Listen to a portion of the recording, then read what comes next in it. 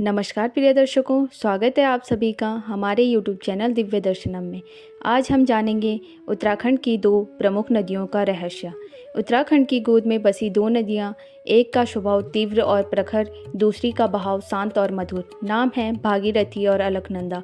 लेकिन क्या आप जानते हैं इन्हें सास और बहू क्यों कहा जाता है? पुराणों के अनुसार राजा सगर के 60,000 पुत्र कपिल मुनि के श्राप से भस्म हो गए थे।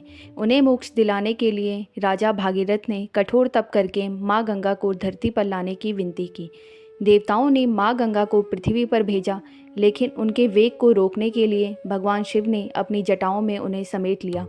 गंगा की पहली धारा जो धरती पर उतरी वही है भागीरथी नदी, और इसीलिए इसे गंगा का प्राचीन रूप कहा जाता है। दूसरी ओर अलकनंदा नदी बद्रीनाथ के पास सतोपंथ ग्लेशियर से निकलती है। यह नंदप्रयाग, कर्णप्रयाग, विष्णुप्रयाग जैसी पवित्र जगहों से होकर बहती है। यह धारा सौम्य है, लहरदार है और बाद में जाकर भागीरथी से मिलती है देवप्रयाग नामक पवित्र संगम पर, और इस मिलन के बाद दोनों मिलकर बनती हैं गंगा।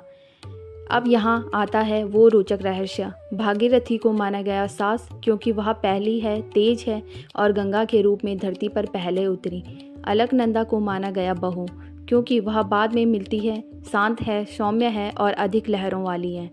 देवप्रयाग में जब दो ये मिलती हैं तो स्थानीय जनमान्यता कहती है सास और बहू का संगम हो गया। यह रहस्य केवल पौराणिक नहीं बल्कि एक सांस्कृतिक प्रतीक है, जहाँ प्राचीनता और नवीनता, अनुभव और सौम्यता एक साथ मिलकर एक महान धारा बनाते हैं।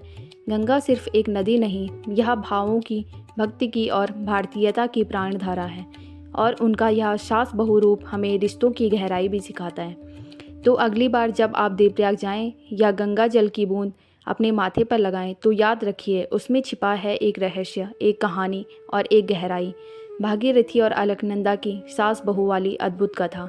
हर हर गंगे, जय माँ गंगे।